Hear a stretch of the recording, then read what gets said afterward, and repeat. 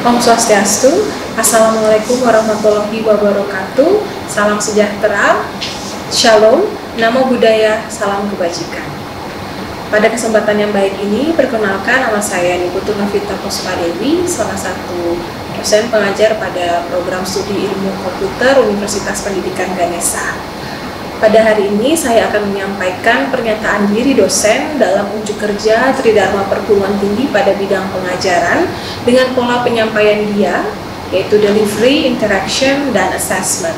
Mata kuliah yang akan saya bawakan pada kesempatan kali ini adalah mata kuliah yang saya ampu, yaitu pembelajaran mesin atau machine learning. Pembelajaran mesin adalah mata kuliah wajib untuk mahasiswa program studi ilmu komputer yang berada pada semester 5 dengan bobot 3 SKS. Mata kuliah ini merupakan mata kuliah inti keilmuan yang membahas mengenai pembuatan model analitik yang dapat belajar dari data, mengidentifikasi pola, dan mengambil keputusan dengan intervensi manusia yang terbatas. Sebelumnya, mahasiswa telah diperkenalkan dengan konsep machine learning pada mata kuliah kecerdasan buatan atau artificial intelligence.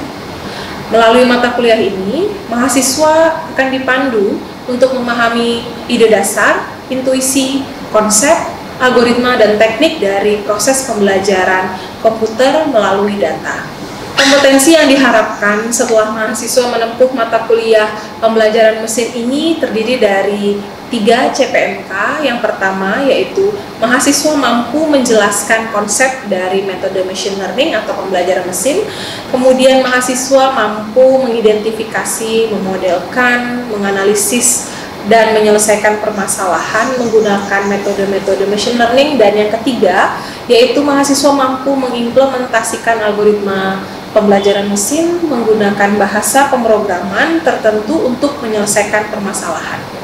Mata kuliah ini terdiri dari 5 bagian utama yang dibagi menjadi 5 sub CPMK, yaitu yang pertama, mahasiswa mampu menjelaskan konsep pembelajaran pada mesin dan tipe pembelajarannya, diambil dari CPMK 1. Kemudian yang kedua adalah mahasiswa mampu menjelaskan pentingnya data dalam pembelajaran mesin, yang juga terkait dengan CPMK 1.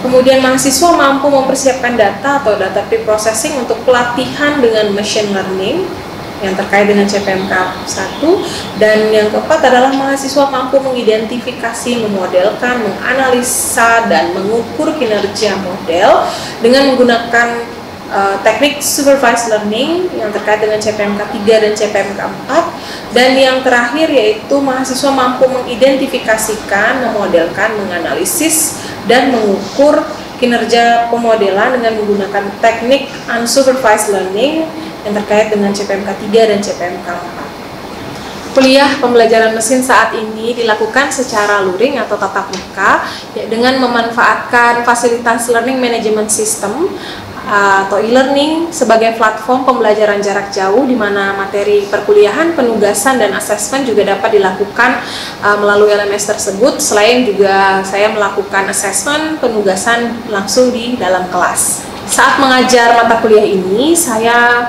menerapkan strategi pembelajaran kolaboratif learning dengan mengadopsi metode pembelajaran berbasis proyek atau PBL untuk sebagian besar topik, sementara metode pembelajaran lainnya seperti case-based method dan diskusi digunakan untuk sisa materi.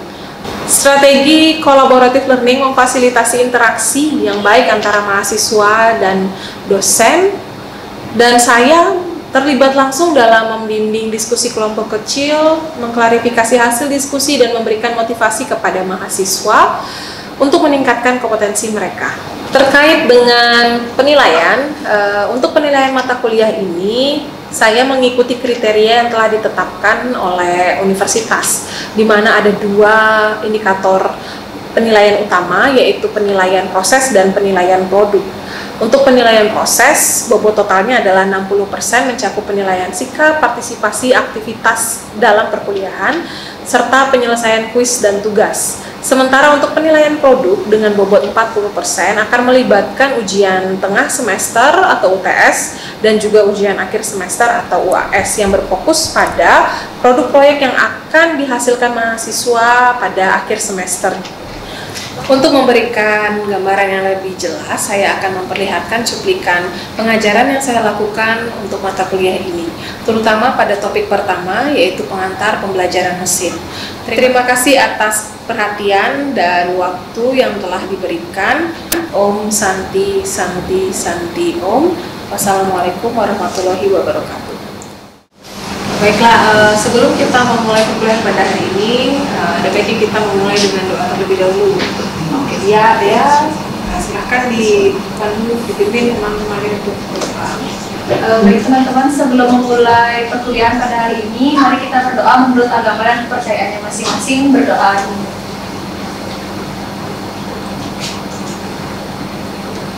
Berdoa. Oke, terima kasih. Selamat siang. Swastiastu. Salam sejahtera. Assalamualaikum warahmatullahi wabarakatuh. Salam kebajikan, shalom, salam harmoni. Ya, adik-adik senang sekali ya kita bisa ketemu lagi di siang hari ini dalam mata kuliah pembelajaran mesin. Kalau sebelumnya kalian sudah ambil mata kuliah AI ya, Artificial Intelligence, sebagai dasar untuk mengambil mata kuliah Machine Learning. Sebelum kita mulai, semuanya sudah makan siang? Sudah mandi? Pasti sudah ya. Semuanya sehat di sini, sehat-sehat. Kebetulan tadi ada mahasiswa yang sudah info ke saya, Ganis tidak bisa hadir karena sakit. Ada lagi yang tidak hadir? Sepertinya semuanya oke. Sebelum saya memulai, seperti biasa saya mengingatkan kembali kepada adik-adik agar bergabung di course-nya, karena saya juga mengadakan pembelajarannya melalui LMS course ya. Silahkan bergabung di course Machine Learning atau pembelajaran mesin. Beberapa saya lihat sudah ada yang bergabung, tetapi kalau belum silahkan bergabung dan pilih kelasnya ya. Kalian masuk di kelas A, B, atau Mas Iki.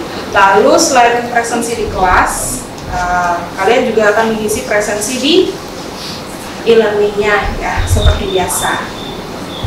Oke, jadi pada hari ini kita akan mempelajari mengenai apa itu machine learning ya. Sebelum kita masuk ke materi-materi berikutnya ya, saya akan menyampaikan dulu konsep atau dasar mengenai apa itu machine learning. Bahannya bisa kalian lihat di LMS gitu ya, bisa kalian download di LMS di e-learning. Kemudian untuk bahan presentasinya ya, supaya mudah, saya akan bawakan dari sini saja. Oke, jadi sebelumnya kalian sudah mendapatkan materi di Artificial Intelligence atau kecerdasan buatan, dan kalau kalian masih ingat ya, kecerdasan buatan salah satu subsetnya itu adalah machine learning ya. Nah, lalu sebelum belajar kita harus tahu dulu ya, apa sih sebenarnya tujuan dari pembelajaran pada siang hari ini ya. Dalam mata kuliah machine learning ada beberapa capaian ya. Salah satu capaiannya adalah kalian mampu menjelaskan konsep pembelajaran pada mesin dan tipe pembelajarannya. Jadi apa itu machine learning, apa saja tipe dari pembelajarannya. Lalu setelah melewati pembelajaran pada topik ini, kalian akan mampu untuk menjelaskan konsep dan taksonomi machine learning, menentukan permasalahan yang dapat diselesaikan melalui machine learning, menjelaskan tahapan umum dari machine learning, dan menjelaskan karakteristik dari setiap jenis pembelajarannya. Nah, jadi hari ini saya akan membawakan 3 materi. Kita akan lalui bersama-sama. Yang pertama adalah mengantar, lalu jenis-jenis learning, dan aplikasi serta penerapannya. Oke, jadi kita flashback dulu ya ke mata kuliah kecerdasan buatannya ya. Jadi ini adalah kecerdasan buatan, dan ini adalah subsetnya ya, masih ingat kan ya? Ada subset mengenai machine learning, NLP atau Natural Language Processing, Expert System, Speech Recognition, Vision, Robotic, dan Training ya. Nah, yang akan kita pelajari itu ada di bagian sini, machine learning.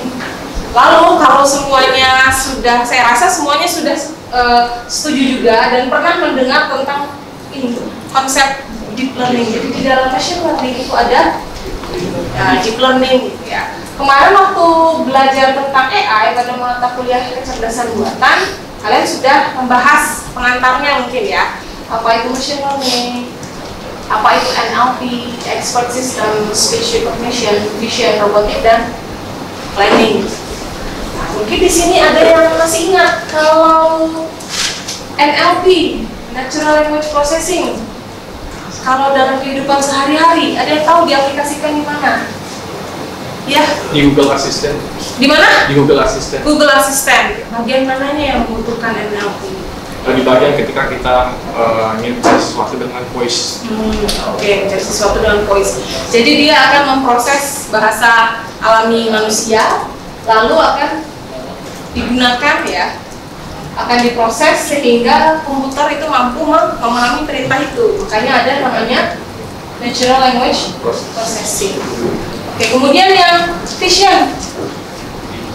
Ada yang pernah menggunakan vision, aplikasinya dalam kehidupan sehari-hari? Ada? Kalau vision?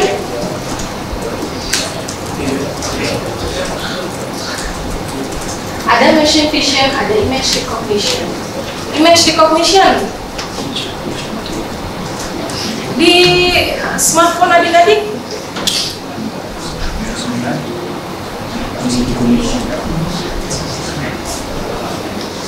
ada yang bisa memberikan contoh? Ya, silahkan tanyakan. Recognize wajah itu kunci dari.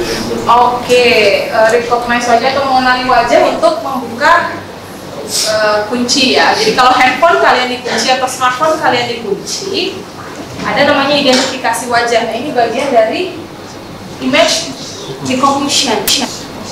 Intinya adalah machine learning itu adalah bagaimana kita membuat mesin atau komputer itu untuk belajar. Nah, belajar ini balik lagi bagaimana manusia belajar, karena konsep dari kecerdasan buatan itu apa? Untuk memberikan kecerdasan kepada mesin, dimana kecerdasannya adalah kecerdasan yang berasal dari manusia. Oke. Nah, konsep belajar itu sendiri coba dilihat di sini. Ya.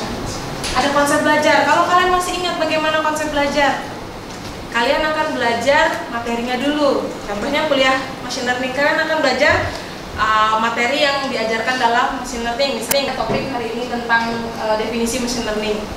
Kalian belajar, kalian diberikan contoh, lalu nanti kalian akan mengerjakan soal ujian berdasarkan apa yang kalian pelajari dan contoh yang diberikan. Seperti itulah mesin akan di-training untuk belajar. Jadi kalau kalian lihat di sini, ingat waktu kalian masih anak-anak? Ada yang masih ingat? Aduh, masih ada juga yang lupa ya. Oke, di sini lihat. Ketika seorang anak belajar konsep buah-buahan, maka orang tuanya akan memaparkan anak-anak dengan berbagai macam mungkin gambar ya, ditempel gambar di dinding gitu ya. Ada gambar apel, apalagi ada gambar jeruk, ada apa ini ya? Kalau di Indonesia nggak ada ini. Kalau di Indonesia apa, anggur gitu ya. Nah, jadi masih ingat ya, ditempelin di dinding gambar anggur, jeruk, buah-buahan. Lalu kalian akan melihat gambar itu setiap hari, lalu dibimbing oleh orang tua, yang mana gambar jeruk, yang mana gambar apel, seperti itu kan ya. Nanti suatu saat kalian pergi ke pasar dengan ibu lewat toko buah-buahan, kalian akan mendapati objek yang sama. Mungkin saja objek jeruk atau objek apel. Dan pada saat itu kalian berhasil untuk mengidentifikasi, oh itu jeruk, itu apel, seperti yang saya lihat di rumah, gambar yang ditempel di dinding. Nah, seperti itu konsep belajar yang dicoba untuk diaplikasikan ke mesin. Nah, sekarang balik lagi ke konsep belajar ya. beberapa jenis belajar, ada jenis pembelajaran oleh komputer. Ya, ada beberapa jenis pembelajaran. Nah, ini adalah 3 yang umum. Ada yang supervised learning, unsupervised, dan reinforcement. Mungkin kata-kata supervised, unsupervised, dan reinforcement itu masih tidak begitu familiar di kalian ya. Tetapi kalau saya sebutkan ini, forecasting, prediction, recommended system, customer segmentation, game AI, robot navigation, ini adalah term-term atau istilah-istilah atau hal yang pasti pernah kalian dengar, ya kan? Nah, ini term forecasting, recommended system, game AI, robot navigation, kemudian apa lagi ya, big data visualization, itu adalah apa ya namanya, contoh dari misalnya supervised learning, unsupervised, dan reinforcement. Jadi masing-masing tipe belajar ini dia punya beberapa jenis aplikasinya atau jenis tasnya ya. Nah, kalau berdasarkan cara belajar, ketika kalian belajar untuk ujian, kalian akan belajar soal-soal di mana ada kunci jawabannya, ya nggak? Itu kalian belajar bank soal, pasti akan ada kunci jawabannya, entah kunci jawaban soal pilihan ganda atau mungkin apalagi isian, pasti akan ada kunci jawaban. Nah, ketika kalian belajar yang seperti itu, ini disebut dengan supervised learning. Artinya pembelajarannya itu terbimbing. Terbimbingnya dengan apa? Kunci jawaban itu tadi. Ada kunci jawabannya yang akan menentukan jawaban kalian itu benar atau salah. Itu supervised learning.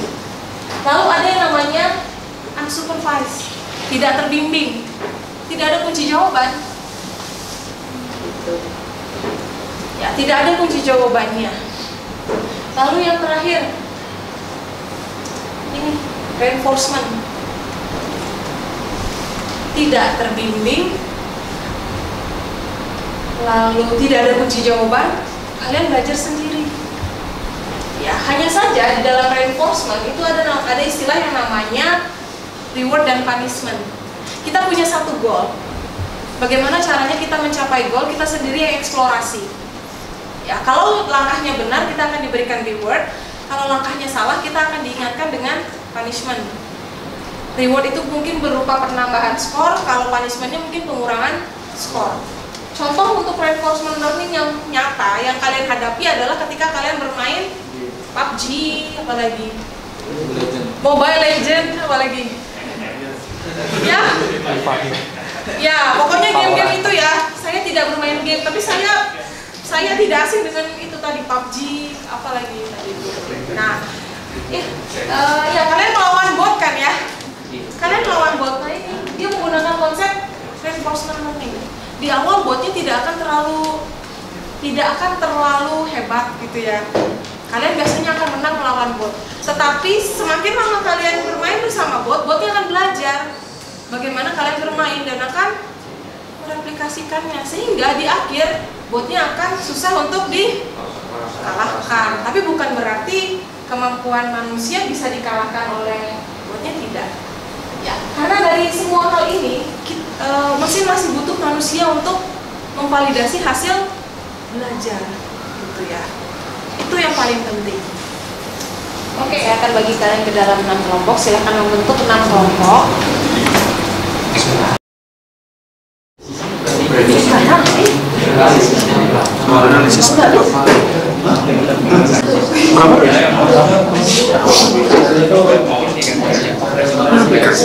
Bidang tipe apa? Bidang apa? Keuangan.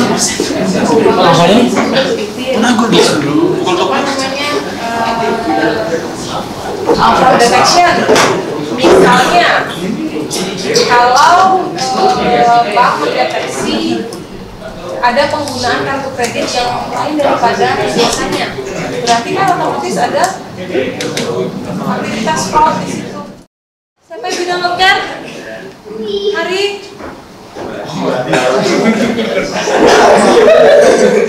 Jawab, ayo maju, nggak apa-apa.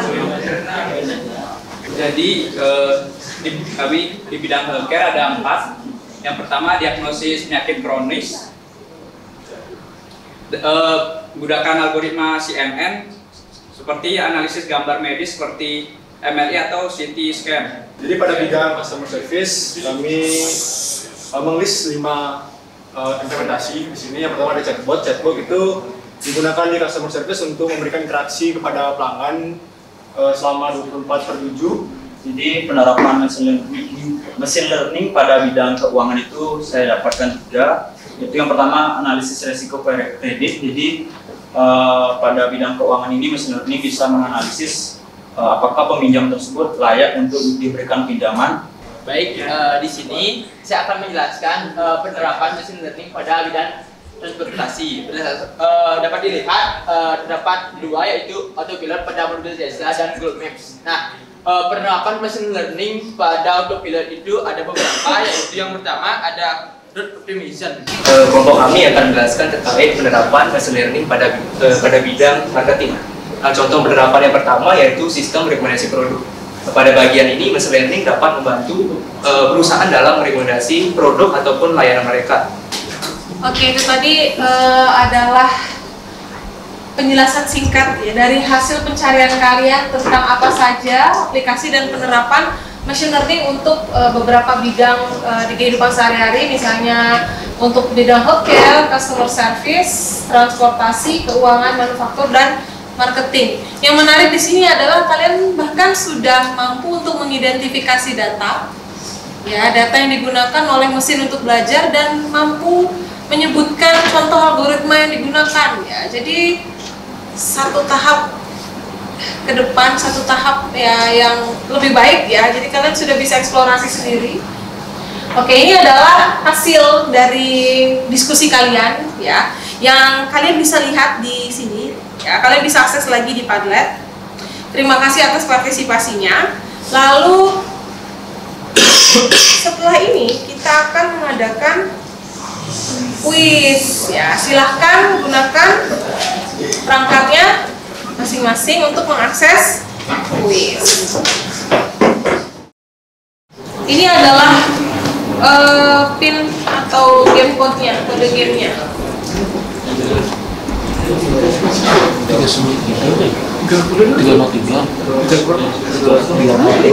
Oke, kita lihat jawabannya yang benar. Kok hanya 18 ya? Harusnya kan 28. Oh, 10 yang salah. Oke, seperti yang saya prediksi ya, hati-hati dengan kata-kata secara eksplisit tanpa diprogram secara eksplisit dengan diprogram secara eksplisit. Dia membuat sistem komputer itu bisa belajar dengan menggunakan data, tetapi tanpa diprogram secara eksplisit. Kalau diprogram secara eksplisit itu namanya bikin program konvensional. Oke, kita lihat siapa juara dalam game hari ini. Oh, this is the last question. We want to end the quiz. Yes. Oke, tepuk tangan untuk tim 28.